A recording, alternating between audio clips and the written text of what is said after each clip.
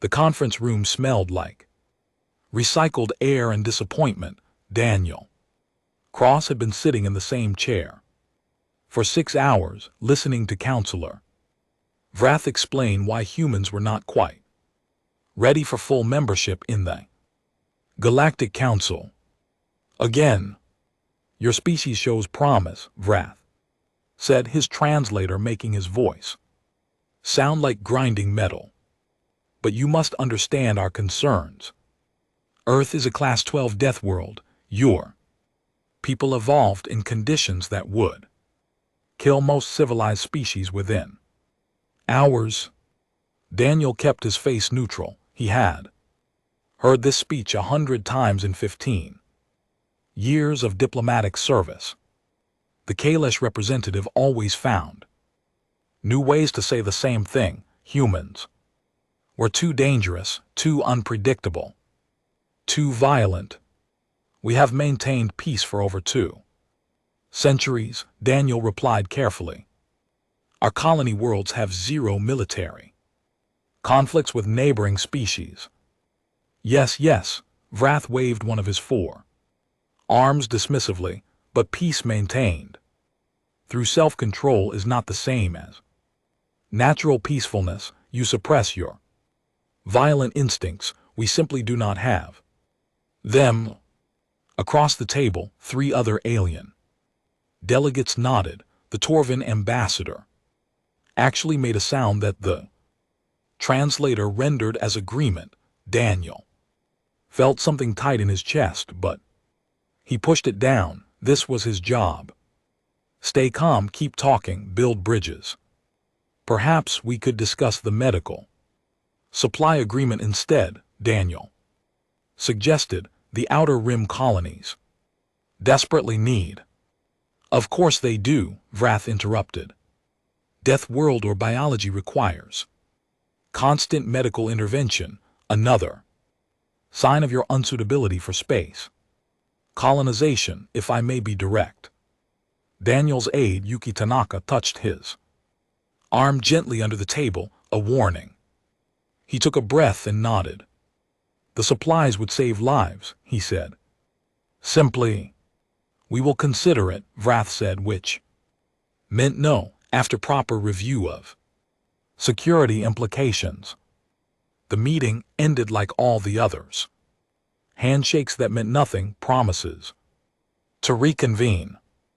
Daniel gathered his files while Yuki made polite conversation with the junior delegates. He was almost at the door when Vrath called out to him, Ambassador Cross, 1 moment please.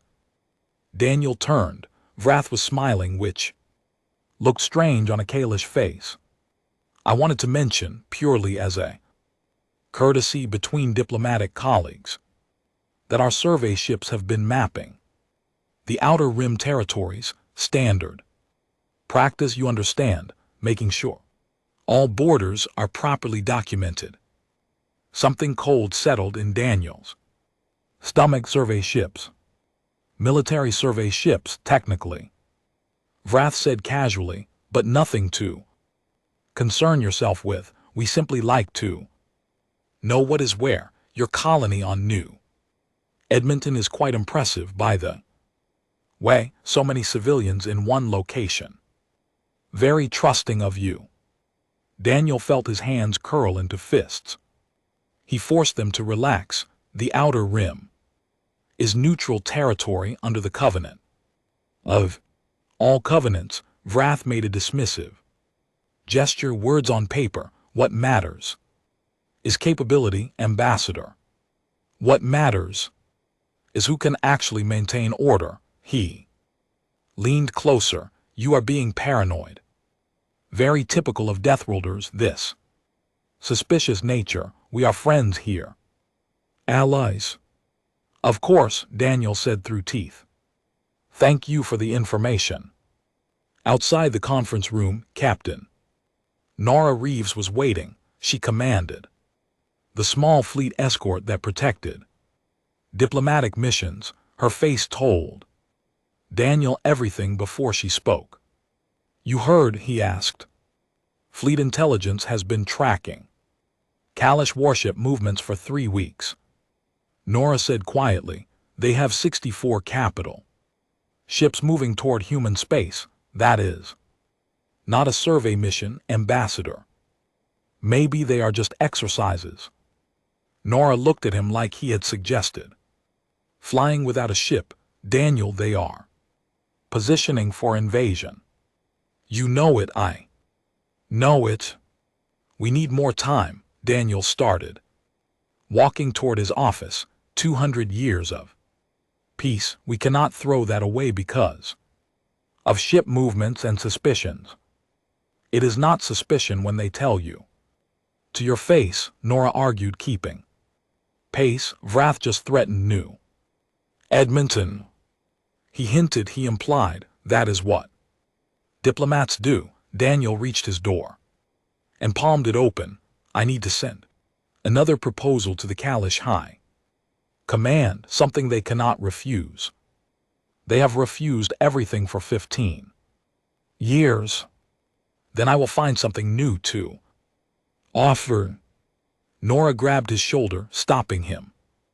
What happens when there is nothing left to offer? What happens when they just take what they want? Daniel met her eyes. That will not happen. It cannot happen. Do you know how hard we worked to build this peace? How many compromises we made? How many times we swallowed our pride? I know, Nora said softly. I was there for some of it. Yuki joined them, carrying her tablet. She had been Daniel's secretary for 8 years and knew him well enough to read his moods. I analyzed the pattern in the negotiations, she said without preamble. Every time we make a concession, they view it as weakness. Every time we set a boundary, they call it aggression. We are in a loop, Daniel. Nothing we do changes their fundamental view of us. Then we change how we approach them. Or, Nora said carefully, we prepare for the possibility that talking will not work. Daniel sat down heavily. On his desk was a photo of New Edmonton from orbit. Green and blue and beautiful. 80,000 people who trusted Earth. Government to keep them safe, children who had never known war, farmers and teachers and artists who thought humanity had left violence behind on Earth. Send the proposal, he told Yuki. Full trade partnership, access to our agricultural technology, medical exchange programs, everything we have. And if they say no, Nora asked. Daniel looked at the photo for a long moment. Then we find out if 200 years of peace taught us how to stop being what we were, or if we just buried it deeper. He started typing. The proposal would be perfect. It would offer everything. It would appeal to reason and mutual benefit and the future they could build together. It would be everything a good diplomat should create. And deep in his heart, in a place he did not want to examine, Daniel knew it would not matter. Vrath had already made up his mind. The Kalash Empire saw humans as clever animals playing at civilization. Nothing, Daniel wrote, would change that. But he had to try. He owed it to New Edmonton, to peace, to the idea that talking could solve problems better than fighting. He sent the proposal at midnight. The rejection came back in 4 hours. The ultimatum came with it: accept Kalash protection or face compliance. Enforcement. Daniel read it 3 times before forwarding it to Earth Command. Then he sat in the dark and wondered if he had just watched peace die. Governor Lisa Brennan stood in the town square of New Edmonton and tried to remember the last time she had worn a military uniform. 20 years ago, maybe. Back when she commanded a destroyer instead of managing farming schedules. and water reclamation systems. The square was packed. 80,000 colonists had somehow squeezed into a space designed for maybe 10,000. They stood on balconies crowded against walls filled every available spot, all of them waiting to hear what she would say about the message that had arrived from Harmony Station. She activated the public address system. "I will not lie to you," she began. "The Kalish Empire has given us an ultimatum. They want us to accept what they call protective governance. If we refuse, they will enforce compliance." She paused. "Those are their words. Protective governance, compliance, enforcement, pretty language for ugly things." Murmurs rippled through the crowd. Someone shouted a question she could not hear. "What does it mean?" Lisa continued, answering the unheard question. "It means slavery. Maybe they will call it something else. Maybe they will let us keep our homes and our jobs, but we will not be free. We will be subjects of an empire that sees us as animals who got lucky with technology." Dr. Robert Hayes pushed through the crowd to the platform. He was bleeding heart pacifist who ran the Colony Medical Center and never missed a chance to remind people that humanity had left Earth's violence behind. "This is insane," he said, grabbing the microphone. "We came to the stars to escape exactly this kind of thinking. We do not solve problems with violence anymore. We are better than that." "I agree," Lisa said calmly. "Which is why we spent 15 years trying to talk with them." Ambassador Cross offered them everything. They said no. "Then we offer more, or we accept their terms. Anything is better than war."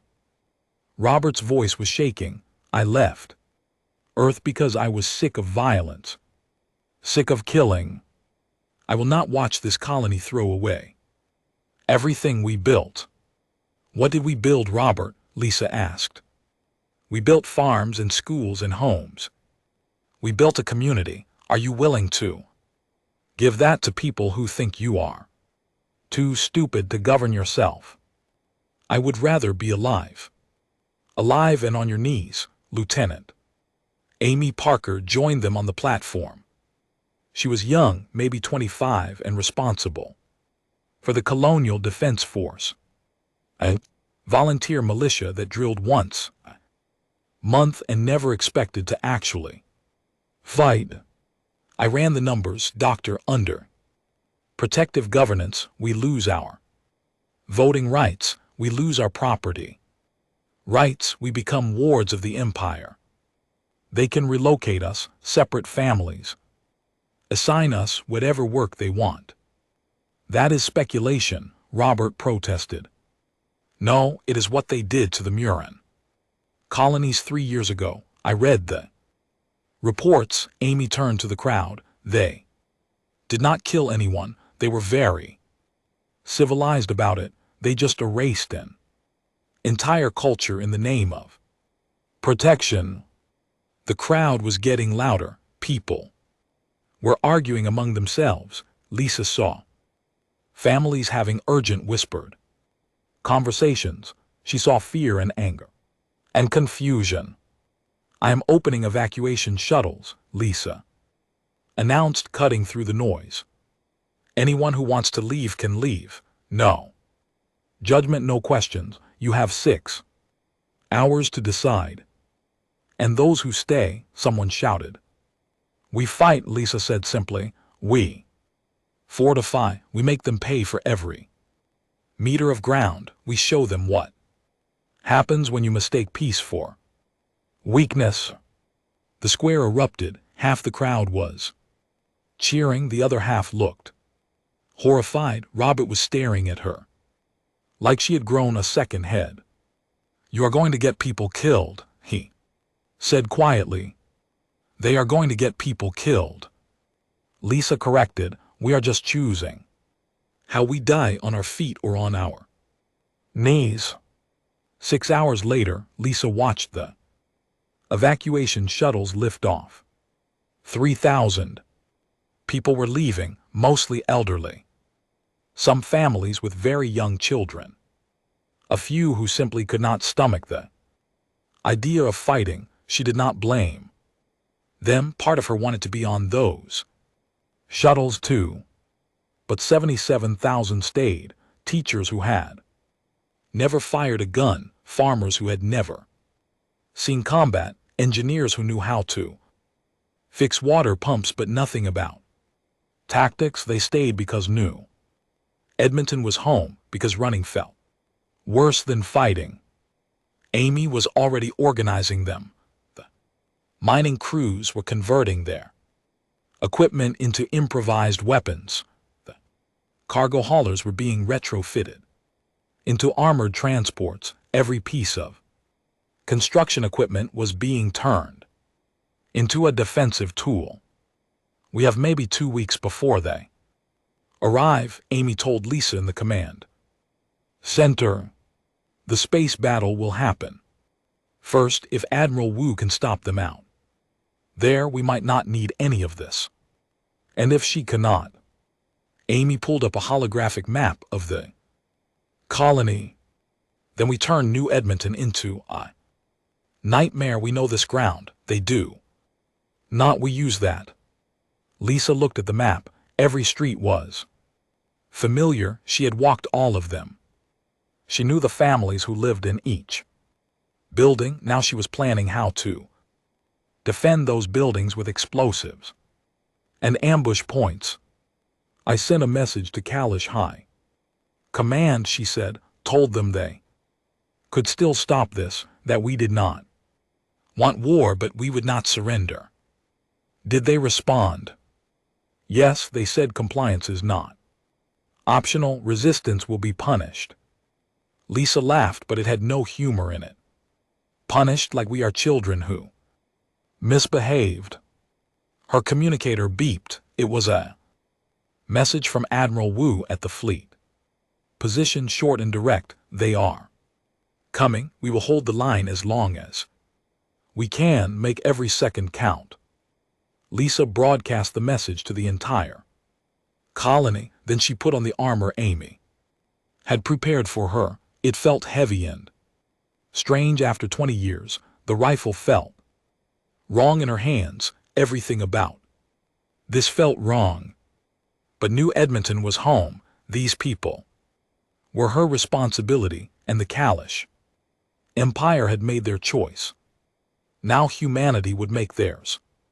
Lisa walked through the colony one last time before the defenses went up. She saw Cal Morrison helping his mother board up their home. He was 16, tall for his age, born in space. He had never seen Earth, never known anything but peace.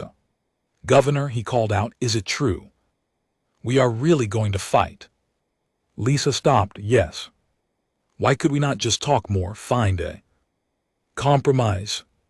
We tried, Cal. For 15 years we tried. They do not want compromise. They want obedience. He thought about that for a moment. My teacher said humans used to be warriors back on Earth before we learned better.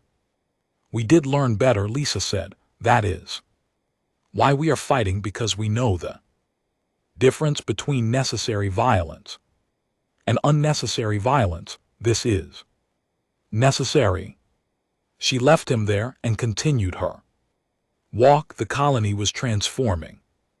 Peaceful streets were becoming fortified positions. Gardens were becoming supply depots. The community center was now command post.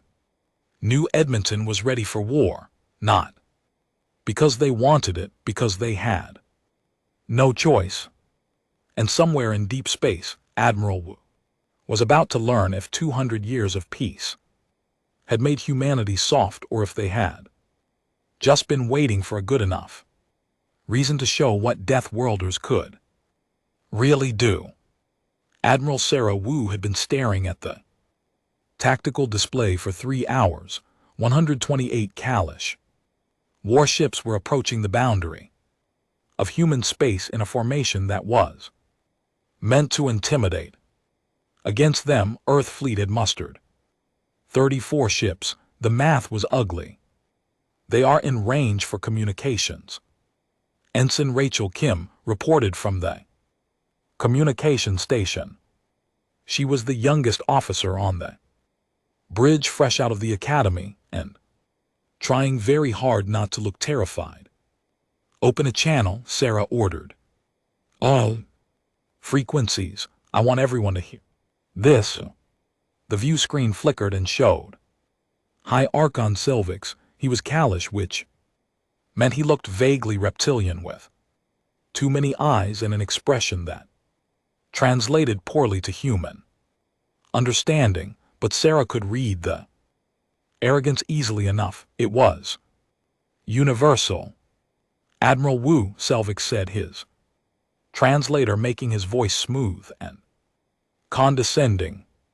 This is unnecessary. Stand aside and let us pass. This is an internal matter of galactic governance. You are about to cross into human territory, Sarah replied. That makes it our matter. Your territory, Selvix made a sound that might have been laughter. You have been in space for barely 300 years. You claim territory like children claiming playground. The Kalish Empire has maintained order in this region for 10,000 years. Then you should know better than to start wars. We are not starting anything, Admiral. We are ending the dangerous experiment of allowing Deathworlders to govern themselves. It was a mistake from the beginning. Your species evolved to kill or be killed. You cannot escape your nature. Commander Owen Taylor leaned close to Sarah and whispered, he is trying to provoke you, make you seem unstable. Sarah nodded slightly. High Archon, I'm going to give you one chance. Turn your fleet around. Go home. We can still resolve this through diplomacy. There is nothing to resolve. Your colonies will accept proper governance, or they will be brought into compliance. This is not negotiable. Selvix leaned forward. And Admiral, your little fleet cannot stop us. We outnumber you 4-1. You know this. Why throw away lives for nothing? Because they are our lives to throw away, Sarah said quietly, and our colonies to defend. Deathworlder pride, Selvix said dismissively. You would rather die than admit you need guidance. Very typical. Very predictable. Rachel was listening to something on her headset. Her face had gone pale. Admiral, I am picking up internal Kalish communications. They are taking bets on how long we will last. One of their captains just said 10 minutes. Sarah felt something cold and sharp settle in her chest. The Kalish were not just confident, they were contemptuous. They genuinely believed this would be easy. High Archon Selvix, she said carefully, I want to be very clear about what is about to happen. If you cross this line, we will defend ourselves with every weapon we have. We will fight with everything we know, and we will make you regret ever underestimating us. Threats from primitives, Selvix replied. How quaint. You may fire the first shot if it makes you feel better. Admiral, it will not change the outcome. I am not talking about the first shot, Sarah said. I am talking about every shot after that. She cut the channel. The bridge was silent. Every officer was looking at her, waiting for the order they all knew was coming. Owen, what are our tactical options? She asked. Owen pulled up the battle simulations. They had been running for weeks. In a straight fight we lose badly, but the Kalesh use standard fleet formations. They rely on overwhelming firepower and superior numbers. They have never fought an enemy that does not play by their rules. So we break the rules. Every single one, Owen confirmed. We use tactics that civilized species consider dishonorable. We hit and run. We target their weakest ships first. We make them chase us through debris fields and asteroid clusters. We fight like cornered animals because that is what they think we are anyway. Sarah looked at the tactical display. Again, 34 ships against 128. Crews that included teachers who joined the reserve, engineers who never expected combat, scientists who thought they signed up for exploration. But they were here and the Kalesh were coming. All ships, she broadcast on the fleet channel. In about 3 minutes the Kalesh are going to cross our border. When they do, I want you to remember something. They think we are primitives. They think we are playing at civilization. They think 200 years of peace made us soft. She paused, watching the Kalesh fleet advancing on the display.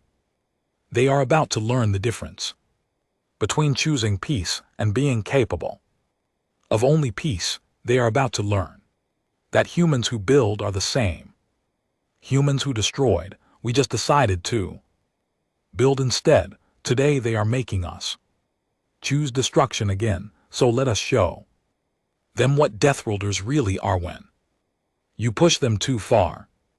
The Kalesh fleet crossed the boundary line. Alarms started blaring across every human ship. Targeting systems locked on. Weapons powered up. All ships, Sarah said, her voice steady despite the pounding of her heart. Weapons free. Engage at will.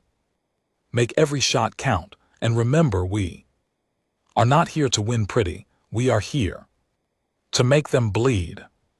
The fleet scattered into attack formations that looked chaotic but had been drilled 1,000 times. The Kalesh were expecting a defensive line, a standard naval engagement. Instead, human ships dove in from 6 different angles, targeting the outer picket ships. The Kalesh cruiser took 3 rail gun rounds through its engine section before it even realized it was under attack. The second lost its entire port side too. A spread of missiles that came from what should have been empty space. They are breaking formation, Owen reported, his voice tight with adrenaline. They are trying to adjust to our attack pattern.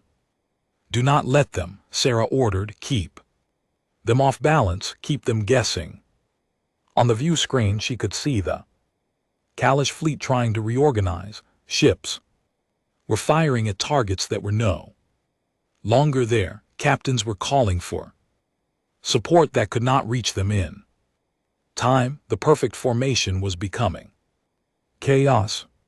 High snorts. Archon Selvix is broadcasting, Rachel said. He sounds angry. Put him on. Selvix's face appeared and he was definitely angry. What are you doing? This is not proper naval combat. You are fighting like pirates. No, Sarah corrected. We are fighting like Deathlords. You wanted to see what we really are. Congratulations, you are seeing it. She cut the channel again and turned to Owen. How many have we taken down? 6 confirmed kills, 4 more heavily damaged and withdrawing. Owen looked up at her with something like shock. Admiral, we have been fighting for 12 minutes and they have lost 10% of their fleet. Then let us make it 20, Sarah said. All ships pursue the damaged vessels. Do not let them retreat safely. I want the Kalesh to pay for every light year they try to take. The battle raged on.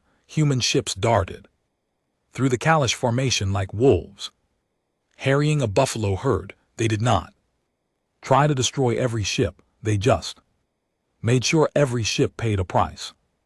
And somewhere in the back of Sarah's mind, she wondered if this was victory, or just the moment when humanity lost its innocence forever.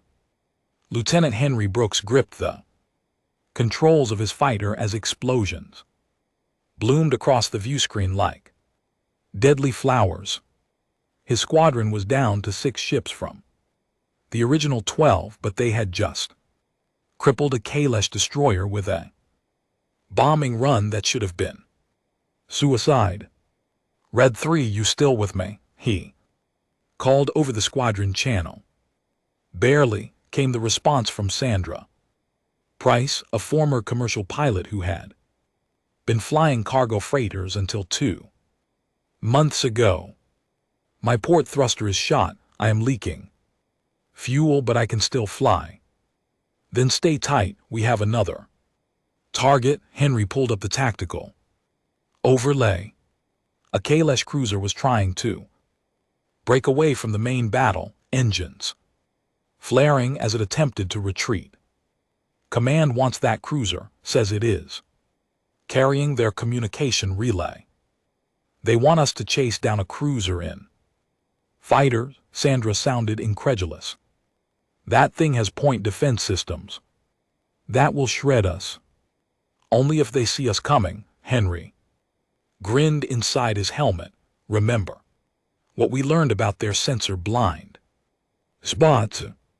You mean the weakness that civilized species do not exploit because it requires flying through your own debris? That is the one. They dove into the cloud of wreckage from the earlier engagement, flying between chunks of destroyed ships and unexploded ordnance. The Kalash cruiser's sensors were designed to track proper targets in clear space, not tiny fighters hiding in the garbage of battle. Henry led his squadron right up to the cruiser's engine section before they were detected. By then it was too late. 6 fighters unleashed every missile they had at point-blank range. The cruiser's engines exploded in a cascade of secondary detonations. Direct hit, Sandra whooped. Command. Red Squadron confirms target destroyed. Acknowledged, Red Squadron, came Admiral Wu's voice. Good hunting now. Get back here before you run out of fuel. But Henry was watching his tactical display. A Kalash transport was drifting nearby, its engines dark but life support still active. Transport ships meant troops. Troops meant borders heading for human colonies. Red Squadron, you see that transport? He asked. Henry, no, Sandra said immediately. We are not boarding a Kalash ship. Why not? It is just sitting there. Because we are fighter pilots, not Marines. We do not have boarding equipment or training or any idea what is inside that thing. Henry was already changing course toward the transport. We have guns and a really bad attitude. That is enough. 3 of his pilots followed him. Sandra cursed over the channel but came along anyway. They docked with the transports. Emergency airlock using magnetic clamps and cutting torches, improvising every step.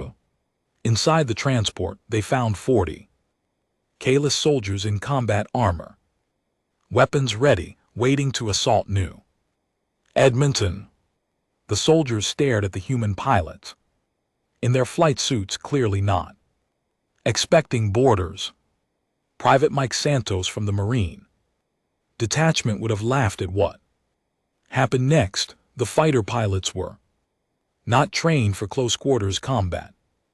They had no formation, no tactics, no coordination, but they had spent their entire lives on a death world where gravity tried to kill you and weather could crush you. Henry shot the first Kalish soldier 3 times before the alien's weapon finished powering up. Sandra threw a grenade that should not have worked in the enclosed space but somehow did. The other pilots just started shooting at anything that moved. The Kalish soldiers were trained for civilized warfare, proper formations, clear targeting, rules of engagement. They were not ready for humans who fought like feral cats using everything from welding torches to emergency medical kits as weapons. 10 minutes later, Henry stood in the transport's control room breathing hard, while 40 Kalish soldiers were secured in their own holding cells. Sandra was wrapping a bandage around her arm where a plasma bolt had grazed her. "We just captured a Kalish transport with 6 fighter pilots," she said. Wonderingly, "Command is never going to believe this." "Send them the video logs," Henry suggested. He activated the transport's communication system and broadcast on all Kalish frequencies. "Attention Kalish Fleet, this is Lieutenant Henry Brooks of Earth Fleet. We just took your transport with 6 people and improvised weapons. You might want to rethink this invasion." Back on the carrier Defiant, Chief Engineer Carol Webb was performing miracles. The ship had taken 17 hits in the first hour of combat, hull breaches on 3 decks, fire suppression failing. In Engineering Section 2, power fluctuations across the entire grid. Carol was fixing it all with duct tape and prayer and a complete disregard for safety regulations. "I need more power to the forward shields," the bridge demanded over the intercom. "You need a new ship is what you need," Carol muttered, but she was already rerouting power conduits in ways that would make a safety inspector cry. She bypassed 3 redundant systems, overclocked the reactor by 15%, and diverted life support from empty sections. The shields came back online at 130% capacity. They should not have been able to handle that much power. The system should have melted down. Instead, it held because Carol Webb had been fixing impossible problems on frontier colonies for 20 years and refused to accept failure. "Chief, you are genius," the bridge said. "I'm a maniac with a wrench," Carol corrected, already moving to the next crisis, "but I will take genius." High snorts. Archon Selvix watched his fleet fall apart and could not understand what was happening. The humans were supposed to break. They were supposed to run. They were outnumbered and outgunned and should have surrendered by now. Instead, they were everywhere, hitting from angles that should not work, using tactics that violated every principle of civilized warfare, turning his superior numbers into a disadvantage as his own ships got in each other's way, trying to target the agile human vessels. He had lost 18 ships in the first hour, 18 against an enemy that should have been crushed in minutes. "All ships withdraw to rally point Delta," he ordered, his pride warring with tactical reality. "We need to regroup." But Admiral Wu did not let them withdraw cleanly. Human ships harassed the Kalis retreat, picking off stragglers, making them pay for every meter of space. When the Kalis fleet finally reached their rally point, they had lost 22 ships and their morale was shattered. Selvig stared at his remaining forces and tried to understand how he had underestimated humans so catastrophically. On the Defiant, Admiral Wu studied the tactical display while medics treated wounded crew members in the corridors around her. Earth fleet had lost 6 ships, 6. Ships against 128 Kalash vessels, and the Kalash had retreated. Send a message to all human colonies. She ordered, tell them the Kalash are pulling back, tell them we held the line. What do we tell them it cost? Owen asked quietly. Sarah looked at the casualty reports. 4,000 dead, 12,000 wounded, 6 ships destroyed, dozens more damaged. Tell them the truth, she said. Tell them we paid in blood, but we paid less than the Kalash did, and tell them this. War is not over yet. She turned to face her bridge crew. They looked exhausted and scared and proud. All at once, they thought we were easy prey, Sarah said. They learned different, and now every species in the galaxy is going to learn what happens when you push death worlders too far. Governor Lisa Brennan walked through New Edmonton's makeshift hospital and tried not to think about how many beds they would need if the Kalash ground forces arrived. Dr. Robert Hayes was organizing medical supplies with the efficiency of a man who had done this before, even though he claimed to hate everything about war.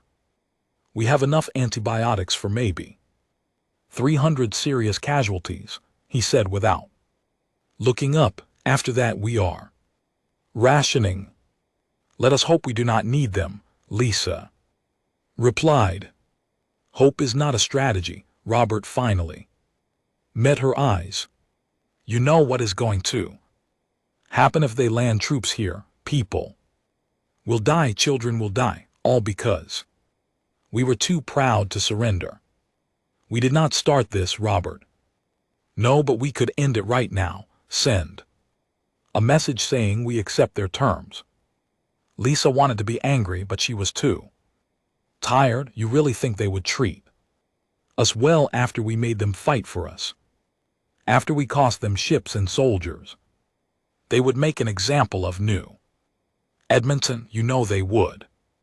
Before Robert could answer, a commotion at the hospital entrance made them both turn. Daniel Cross was being helped inside by 2 Marines. The ambassador looked like he had not slept in a week, which was probably true. He had escaped from Harmony Station when the Kalash took over the diplomatic complex, catching a ride on a supply runner that barely made it to human space.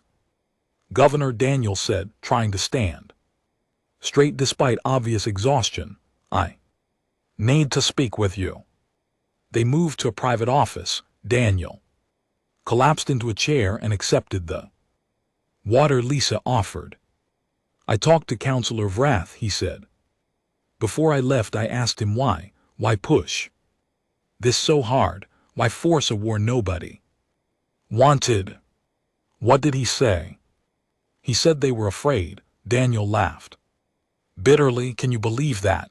The mighty Kalash Empire terrified of us, afraid that Deathworlders would eventually realize we did not need their approval, afraid that other species would look at humans and think they could also break free from Kalash dominance.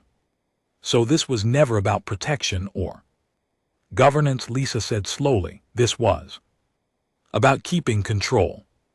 They needed to put us in our place before we inspired anyone else. Daniel stood and walked to the window looking out at the colony. I spent 15 years trying to convince them we were peaceful, but our peacefulness scared them more than our violence ever could. Because peace is a choice, and choices mean freedom. An alarm interrupted them. Amy Park's voice came over the colony-wide speakers. Attention all personnel. Kalash dropships detected entering atmosphere.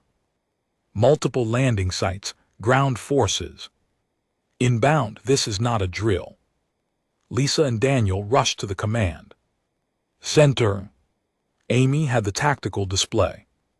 showing 6 landing zones around the colony perimeter, at least 2,000 Kalis.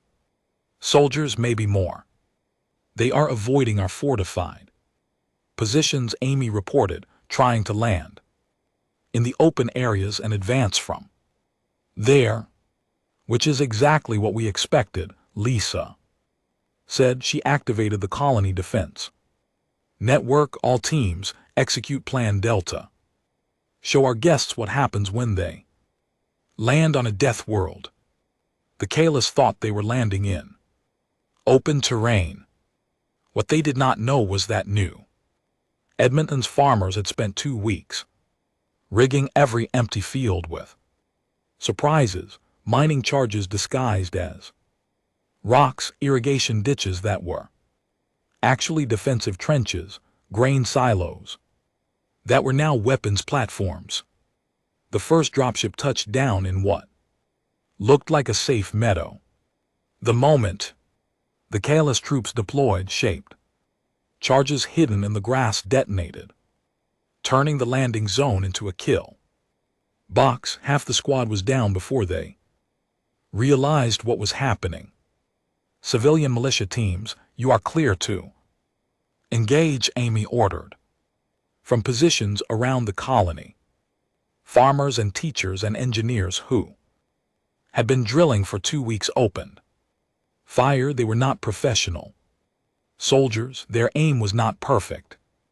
Their formations were improvised, but they knew their home ground and they were fighting for their families. Cal Morrison was positioned on a rooftop with his mother, both of them armed with hunting rifles converted to fire armor-piercing rounds. He was shaking so hard he could barely hold the weapon. I cannot do this, he whispered. His mother put a hand on his shoulder. You do not have to kill anyone, Cal. Just keep their heads down, make them scared to advance. Can you do that? He nodded and fired his first shot. It went wide, but the Kalish soldiers dove for cover anyway. That was enough. In the hospital, Robert Hayes was preparing for casualties when a Kalish soldier burst through the door, weapon raised. Robert froze, his pacifist principles warring with the instinct to survive. This is medical facility, he said. Quickly, non-combatants protected under the convention of the soldier fired. The plasma bolt missed Robert by inches and hit a medicine cabinet. Robert grabbed a surgical tray and threw it at the soldier's face, then tackled him before his training could catch up with his ethics. They struggled on the floor, a doctor who had never wanted to hurt anyone fighting a soldier who saw him as an animal. Robert ended up on top, the soldier's own weapon pointed at his chest. Please, Robert said, breathing hard. I do not want to do this, just surrender, please. The soldier spat something the translator rendered as an insult to Robert's parentage. Robert pulled the trigger. He sat there for a long moment, shaking, while wounded colonists stared at him.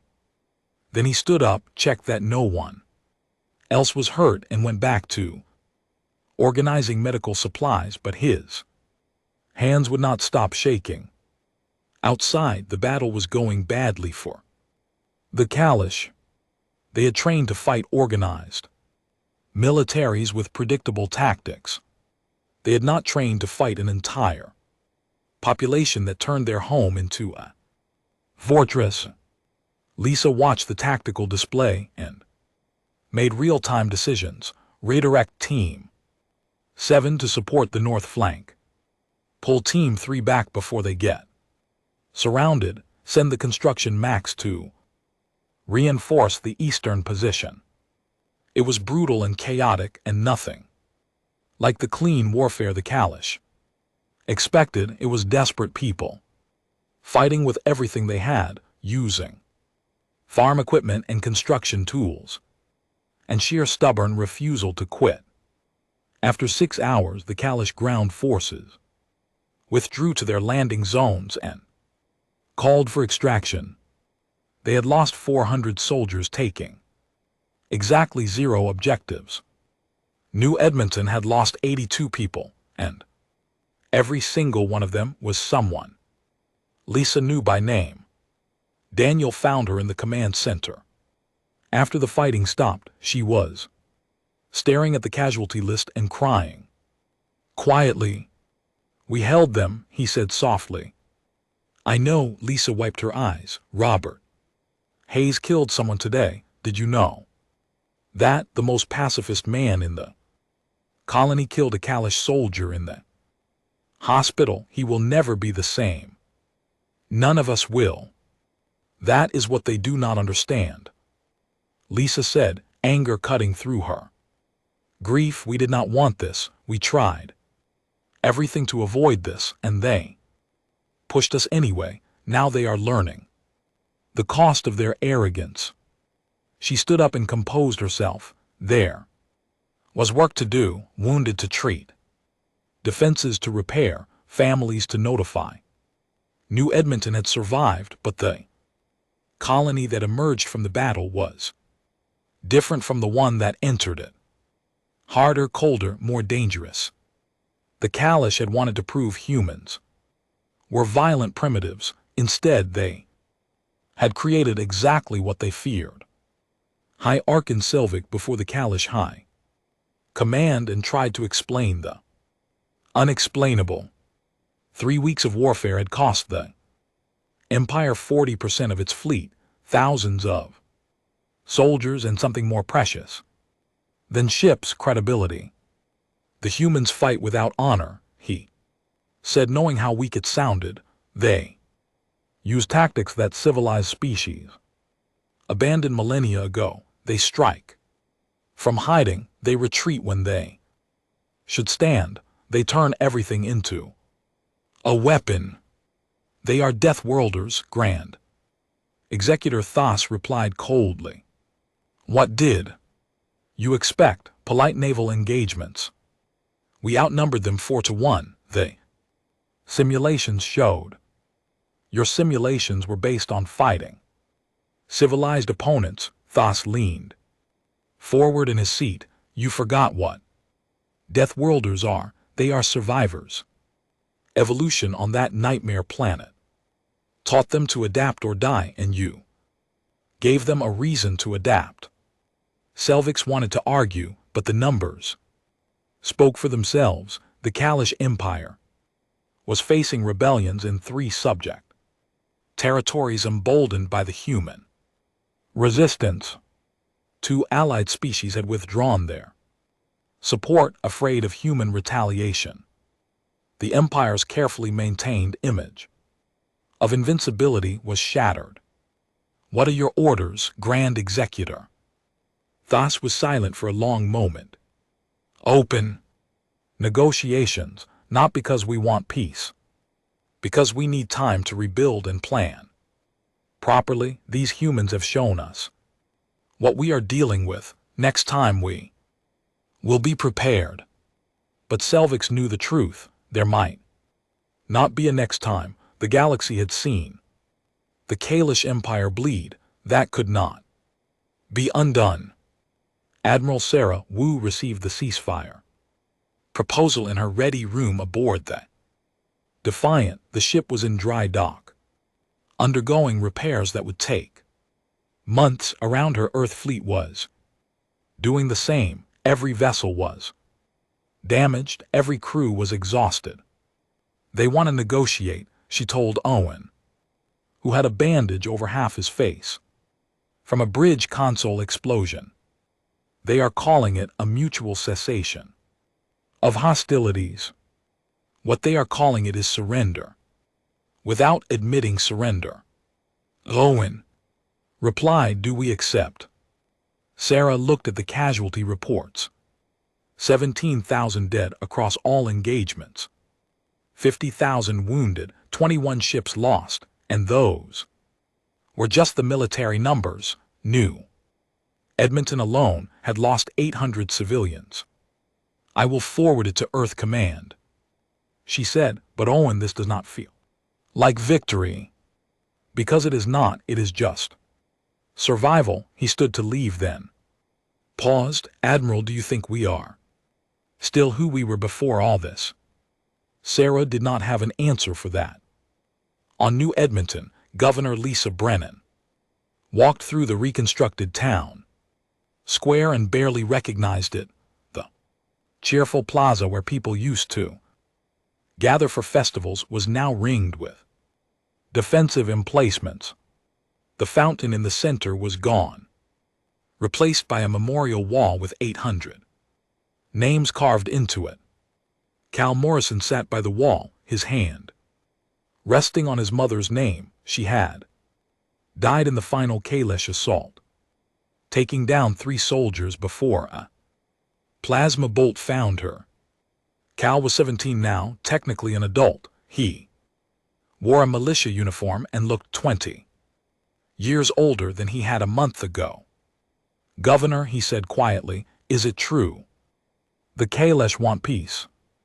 They want a ceasefire. Peace is different. What is the difference?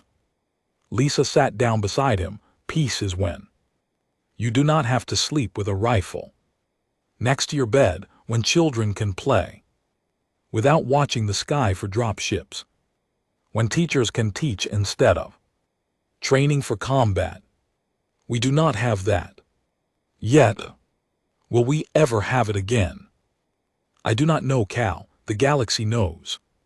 What we can do now, some species will respect that, others will fear it. Fear can lead to respect or to more conflict. We will find out which. Daniel Cross arrived at New Edmonton a week later to prepare for the negotiations. The colony was different from what he remembered. Harder. The people moved with a new wariness. Even the children played different games now, less innocent. He met with Lisa in her office, which had blast shields installed on all the windows. Earth Command wants me to lead the negotiation team, he said. They think my experience with the Kalish will help. Will you do it? I do not know if I can sit across from them and be diplomatic, not after what they did, what they made us do. Daniel's voice was bitter. I spent 15 years building bridges. They burned them all down in 3 weeks. But you will do it anyway, Lisa said. It was not a question. Yes, because someone has to, and because maybe this time they will actually listen. The negotiations took place on a neutral station with representatives from a dozen species watching. Daniel sat across from Counselor Wrath, who looked diminished somehow. Arrogance was gone, replaced by something that might have been fear. Ambassador Cross, Wrath began carefully. The Kalish Empire wishes to propose a new framework for. You will address me as ambassador, not colleague. Daniel interrupted. You will speak with honesty, not diplomatic double talk, and you will remember that this negotiation exists because you lost a war you started. Wrath's eyes widened slightly. The other ambassadors shifted in their seats. Daniel had never spoken like this before, always polite, always conciliatory, always looking for common ground. You wanted to see what Deathworlders really are, Daniel continued. You got your wish. Now you need to decide if you want to make peace with us or if you want to find out what else we are capable of. Choose carefully. We gave you mercy once by accepting this ceasefire. We may not do it again. The negotiations lasted 3 weeks. The final treaty gave humans everything. They asked for recognition of territorial sovereignty, reparations for damages, and most importantly, a formal acknowledgement that humanity had the right to self-governance. It was built on fear rather than respect. The galaxy did not love humans. They were afraid of humans, afraid of what those Deathworlders might do if pushed again. Daniel returned to Earth and resigned his commission. He could not be a diplomat anymore. Something had broken inside him during the war. Sarah Wu was promoted to Fleet Admiral and given command of Earth's expanding military. The peace might last, but nobody was taking chances. Humanity was building ships and training soldiers and making sure they would never be outnumbered again. Lisa Brennan stayed on New Edmonton and helped rebuild. The colony would never be the innocent settlement it once was. But it was home, and the people who remained were survivors. Cal Morrison enlisted in Earth Fleet on his 18th birthday. When asked why, he simply said he wanted to make sure no other colony went through what New Edmonton had endured. The galaxy watched humanity carefully. Now, the Deathworlders who had tried so hard to be peaceful had been forced to remember what they really were. Survivors, fighters, a species that would rather die standing than live, kneeling. And in the halls of the Kalish High Command, strategists studied the war and reached a terrifying conclusion. They had been lucky if humanity had wanted conquest instead of peace, if they had fought to win instead of just to survive. The outcome would have been much worse. High Archon Selvix read their reports and understood the real mistake. Humanity had not been pretending to be civilized. They had genuinely changed. But the change is not the same as weakness. A tiger that chooses to be gentle is still a tiger. The Kalish had forgotten that. They would not forget again. Years later, when other species asked humans about the war, they always gave the same answer: we did not want it, we tried to avoid it, but when they forced our hand, we made sure they regretted it.